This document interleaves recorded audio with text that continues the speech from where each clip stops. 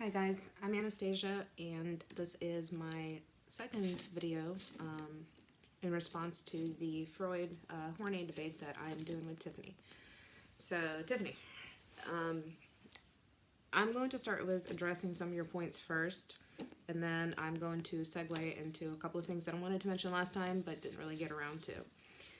So far, majority of our debate has kind of been focused on the gender issues surrounding the Freud-Horney debate, which, I mean, that definitely has been a prevalent topic. So I want to make a couple points on that real quick.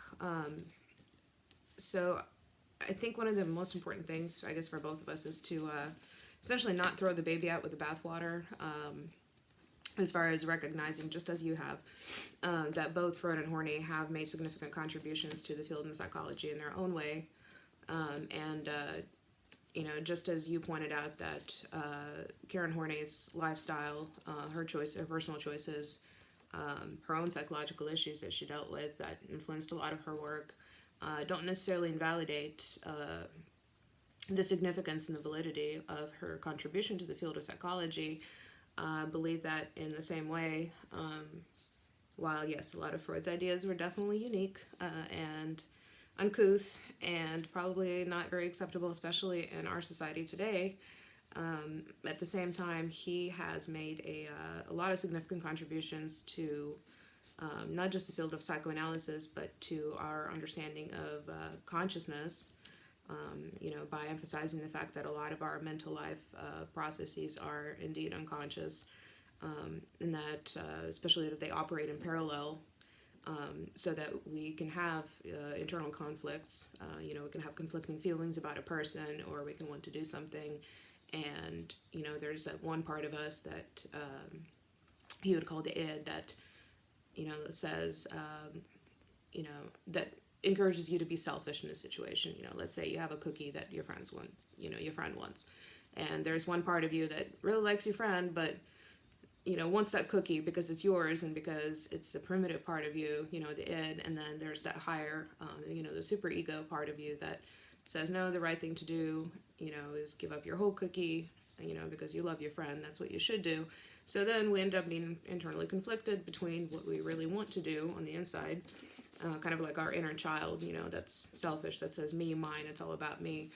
And then our more adult self that says, no, this is the polite thing to do. And then our internal ego kind of helps us rationalize the two and make up our mind as to what to do that kind of keeps both happy.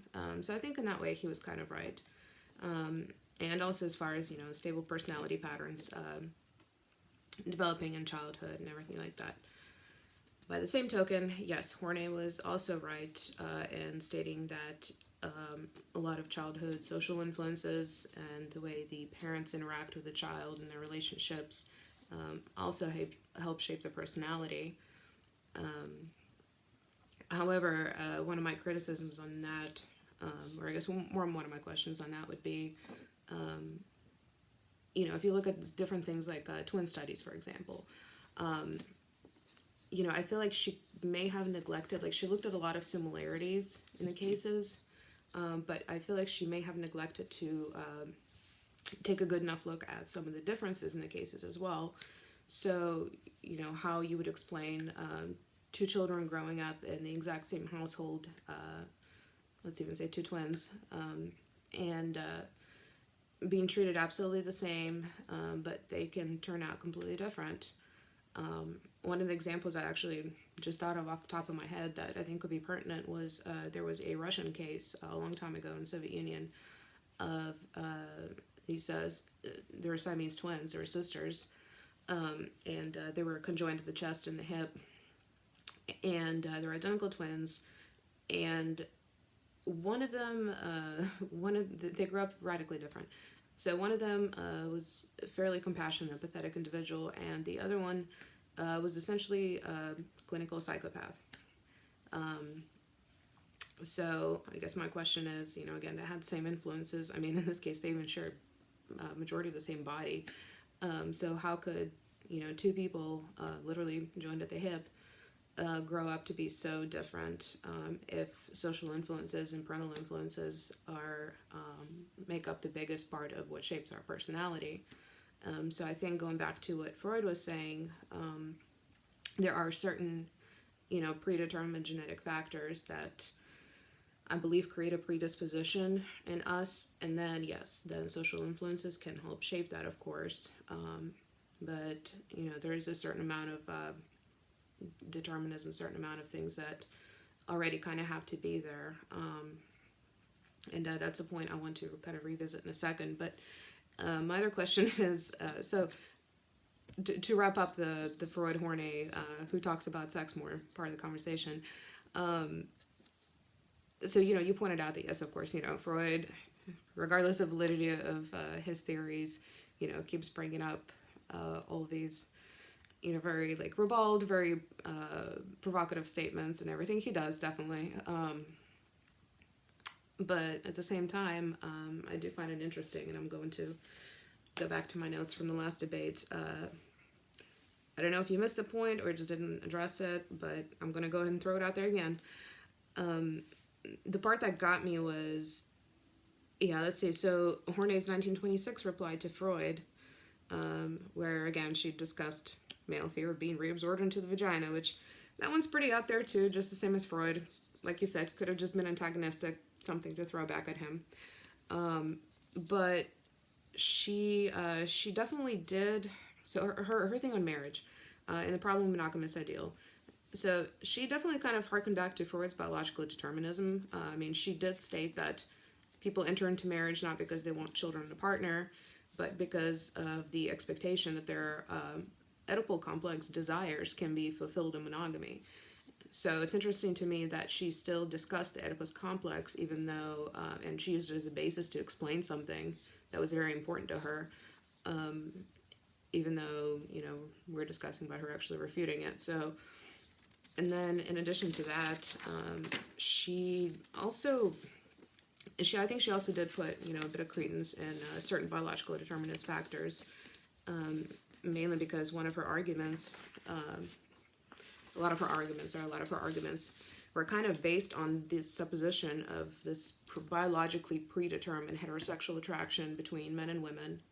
I don't think any of her writing, not that I know of, ever addressed any kind of homosexual attraction or anything like that. So everything was strictly between men and women.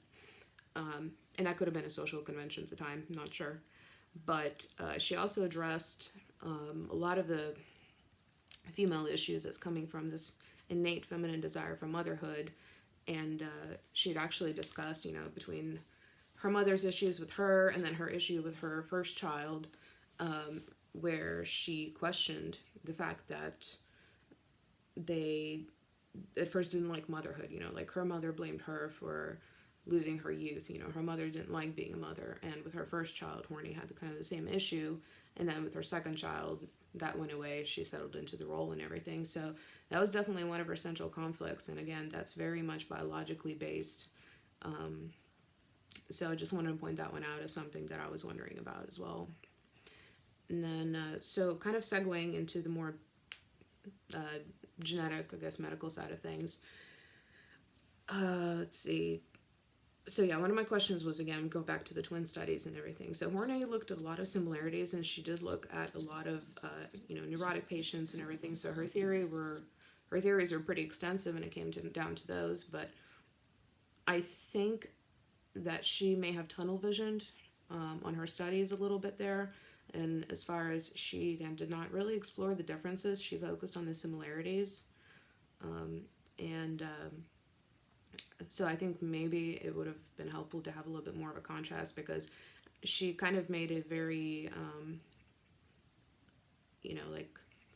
correlation, I guess, the post hoc fallacy with stating that, basically good parents produced good, happy children, and bad parents produced unhappy children.